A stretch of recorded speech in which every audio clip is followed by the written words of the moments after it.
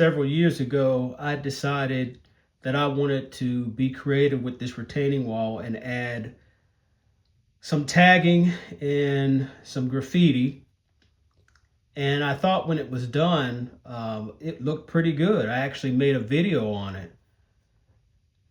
But this layout is pretty much based on the Pensy, a lot of Pensy infrastructure. Most of my equipment is Pensy. And therefore, when it runs past this area, obviously it doesn't look right to my eyes. And even though this is not based on any type of area, like I said, the infrastructure is mainly Pensy. So that's the area I'm going to start with, which necessitates getting rid of the graffiti. It was nice while it lasted. As you can see, I have started to pull down some of the leftover vines and growth that was on the retaining wall. There are marks in some of those areas. So I'm going to go ahead and get that cleaned up. And also I've got to remove that N&W coal train on the upper level. And then I think we're going to make a transformation. Back in the cut. And as you can see, I've got my first pass of greenery. So we've put down the ground foam all over the area, including over here. And I've actually added some bushes from the Martin Wellwork series on Scenic Express. I've grown to really like his product and regularly include it in my scenic efforts. Carried it over to the tunnel there. One of the biggest tasks was to mask the areas around the rock faces here, which I believe I've done a pretty decent job with that. Now I've got to decide what's going to happen up here around this rock work. So that's probably the next task. And eventually we've got to get to the track ballast on this level as well as the upper level there. With the company houses, a couple of them I had worked on a couple of years ago. They just need some touch-up work. And then this one here that's going to go on the left, I haven't even started. So that's a project within a project. So we'll get that going as well. And I'm liking the time that I am making on the progress of all these projects I'm trying to get done before the open house. And then lastly, what will happen is once the houses are in place, I'll do my last pass of scenery and then probably get some trees planted at that point. So I got some work to do, so I'm going to shut it off and I'll be back. Okay, here are the company row houses that will go back in the cut. These models are Weaver products, and all three of these were houses that I actually found online in brand new condition. And they originally all looked like the one on the right. So as you can see, the one on the right needs to be broken in, if you will. I believe later on, or know later on, that Lionel did get the molds for these, and they actually put them out in various different colors, and I showcased a series of those on an area of the layout that I've shown before.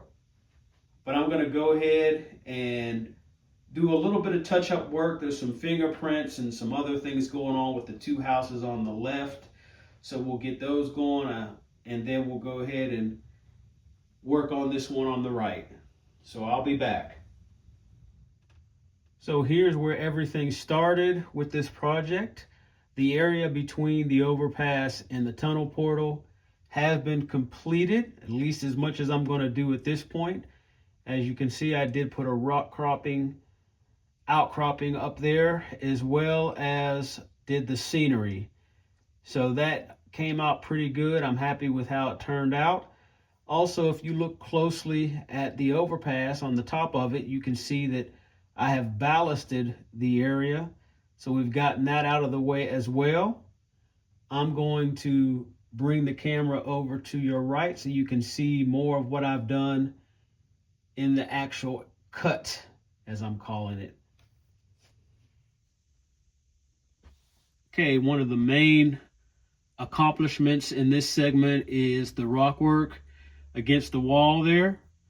So what I did was I did cut some of the peaks off of these mini mountains because I don't want them to simulate mountains. I want them to simulate where the railroad came through maybe a shallow hillside to avoid either creating a bridge or some kind of a tunnel or something like that. And that's why I put the brickwork and the brick wall there in the middle, is to give a sense of scale. And then of course went ahead and weathered those up, painted them as you saw a bit earlier, and put some ground foam on the top. And so I think that's going to make a nice backdrop. I'm going to leave that alone probably right now. I think it's accomplished my basic goal. Also here you can see the continuation of the ballast work that I've done. So we've got that fun task out of the way. So we are definitely moving along on this section, and it's coming together pretty nicely. So we're going to go ahead and keep working and see if I can't get this thing concluded, at least enough so that I'm ready for the upcoming open house. Okay, wanted to show that I did get the retaining wall section finished, and I added those vines instead of seam dividers, and I think it turned out pretty good. Don't know how many people will look back this way because this is in opposite view from what everybody will see. I just have the camera in an awkward position so I can show you the details. And we also went ahead and did a little bit more work on the little embankment here. And I'll probably add more as time goes on, but I wanted to get it to this position or to this point before the open house. I may add a tree or two. But yeah, we're in a good place.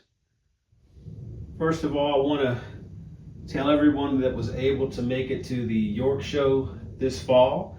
Hope that you have a great time. I'm not sure if I'll post this video during the show or after, but if you were able to make it or you're actually there now, have a good trip, and I hope that you bring some goodies back and show us some highlights of your trip. But anyway, I wanted to show you that I have completed the row houses with all the detailing, and I went in probably a bit too much for this being back in the cut, but that's where I'm at right now. When you get that bug, you just can't stop it. These are actually a little bit more detailed than the ones that I originally did in another corner of the layout. So they're ready to go in place. All right, YouTube, here we are. Got the houses in place, and I think they fit right in.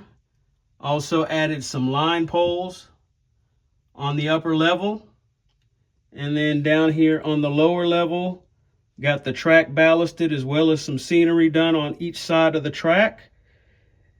And this mess right here is drying, but it's just going to be a dirt field till I decide what I'm going to put there. But if nothing is put there between now and the open house, that'll be okay. So we are definitely in a good place. I would call this the 95% finished product. So, oh, wait a minute. There's something missing.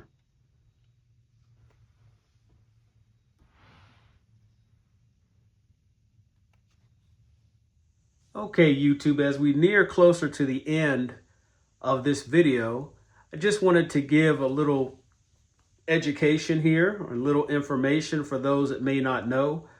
most advanced modelers already know this, but I wanted to just share, when you're spraying glue, this glue mix through these spray bottles, the worst thing that can happen is that when you go to do your next project, it doesn't work. And that's because the glue has dried up and clogged the spray bottle. So what I do now is I have two of the same bottle. One is empty, one has the glue mix in it. But what I do is I put some very warm to hot water in the empty bottle, and then I put the nozzle in that I used with the glue, and I spray through it just to clean all that glue out.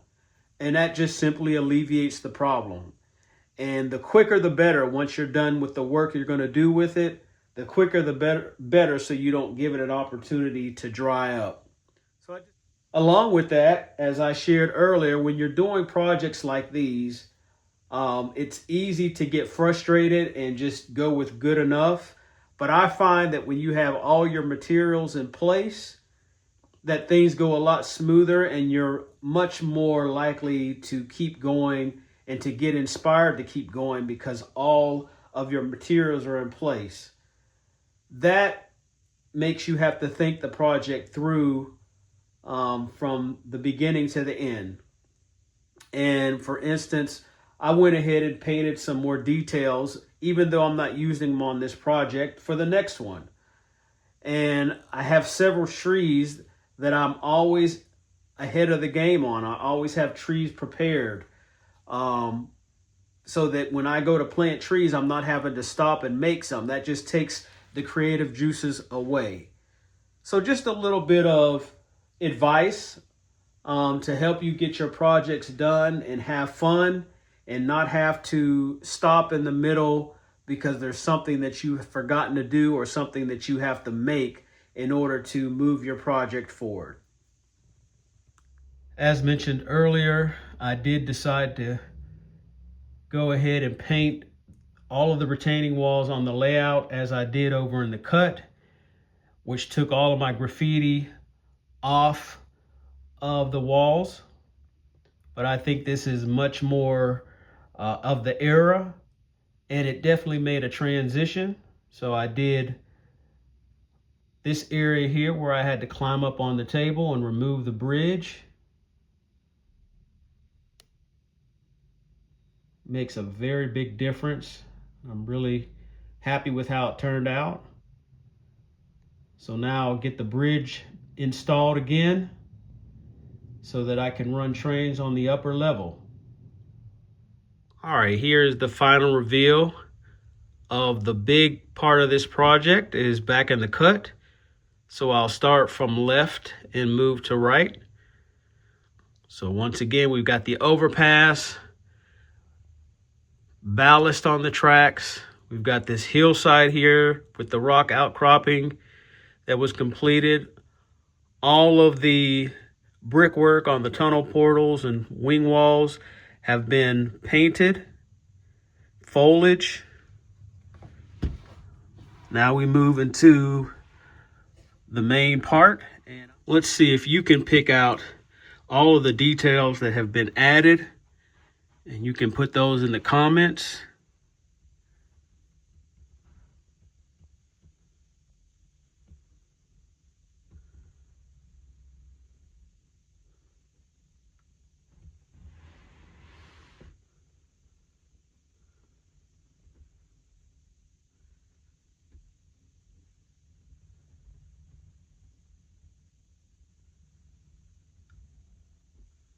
So very, very happy how this has turned out.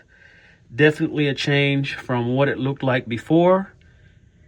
And I can't wait to see a train go by this section.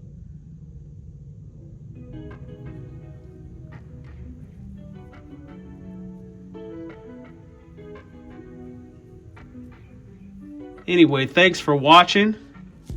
And we've got a few more videos of a few more projects that are in progress that I will post.